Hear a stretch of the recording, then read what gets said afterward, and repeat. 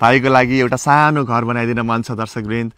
म दुई हात जोडेर दर्शकहरूसँग विनम्र अनुरोध गर्न चाहन्छु। अब एउटा पुण्यको काम फेरि एउटा गर्न मन छ भाइको लागि, भाइको परिवारका लागि। यहाँ एउटा सानो घर बनाइदिन मन छ, टिन लगाएको सानो एउटा घर, धेरै पनि लाग्दैन होला, 3-4 लाखमै हामीले घर निर्माण गर्न सक्छौँ होला।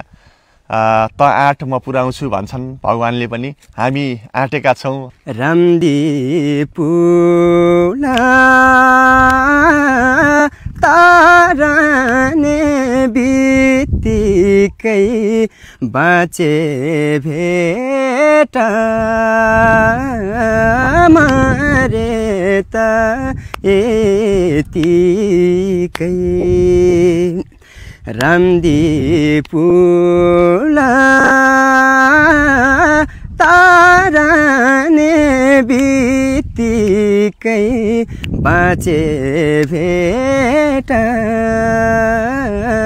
मरे त यतिकै। यति नै। कस्तो लाग्यो? राम्रो लाग्यो, तिमी जस्तै राम्रो। चुप्प लाग्यो कस्तो लाग्यो? एकदमै राम्रो लाग्यो बाबु है। अब तिम्रो घर नयाँ बनाइदिने हो है हामीले सबै मिलेर, दर्शकहरू हामी सबै मिलेर। दर्शकहरूलाई के भन्न चाहन्छु भन त? ल, धेरै धेरै धन्यवाद, सहयोग गर्नु होला भन्न चाहन्छु। अनि अब के सहयोग गर्ने? मेरो घरमा सहयोग गरिदिनु होला। मेरो खुसी भन्दाखेरि पनि मेरो आमा बुवाको खुसी छ, खुसी हुनुहुन्छ होला सायद तपाईँहरूले सहयोग गर्नुभयो भने। धेरै पहिल्यैदेखि चाहना थियो कि एउटा घर बनाउनु भन्दा भन्दै म धेरै अब कता कता गएँ कमाउन, तर सकिनँ। कहिले अब बच्चै थिएँ, कहिले के भयो त्यो कसैले ठग्यो होला, कसैले के भयो होला, त्यही भएर कमाउन सकिएन। साँच्चै आफ्नो लागि त धेरैले सोच्छन्, तर आमा बुवाको खुसीको लागि सोच्ने त्यो छोरा महान छोरा हो। आज विनोद भाइले त्यो प्रमाणित गरेर देखाइरहेका छन्। साँच्चै उनको बोलीमा कति धेरै सत्यता छ, कति धेरै वास्तविकता छ, कति अर्ग्यानिक छ उनको स्वर, उनको आवाज। आज तपाईँ हाम्रो मद्दतले यो एउटा परिवार जो अरूको घरमा शरण लिएर वर्षौँदेखि बसिरहेको छ, यो परिवारको उद्धार गर्न सकियो भने साँच्चै हामीलाई धर्म कमाउन कहीँ जानु पर्दैन।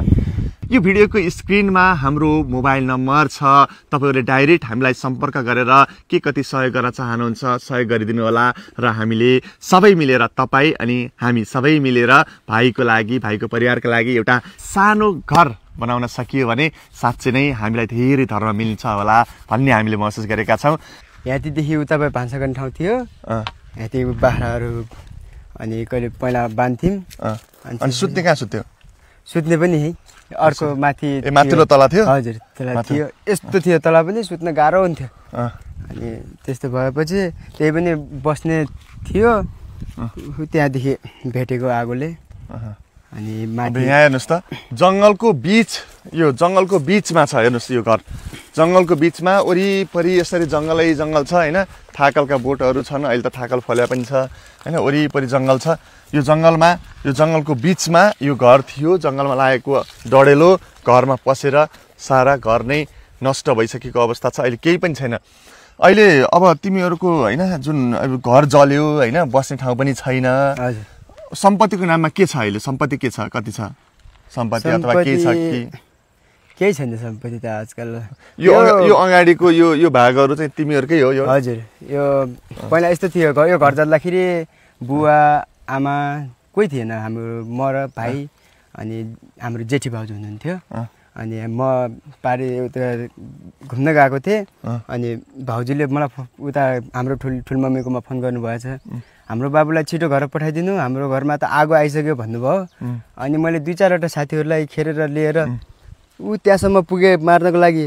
अनि त्यो बेसी पोल्यो, कपाल सपाल जल्यो, अनि फेरि फर्केर आएर त्यहाँदेखि पनि पुरै घेरिसकेको थियो। अनि त्यहाँ पुगेँ मारेर, त्यहाँ पनि सकिएन। अनि त्यसपछि फेरि यहीँ पनि आयो, अनि त्यसपछि त्यहाँ पनि मार्न सकिएन। अनि त्यो उकालोमा यस्तोमा लाग्दाखेरि ठुलो लाग्यो। अनि त्यहाँ बसेर हेरिरहेको थिएँ, म भेट्छ कि भेट्दैन डर। एउटा साथीले देखिहालेछ माथि लागेको, पत्ताएको। भेटिहाल्यो। हजुर, त्यहाँदेखि एकैचोटि यहाँ हावाले ल्यायो। हजुर, हावाले ल्यायो। अनि अहिले पनि हावा लागिरहेको छ यस्तो होइन।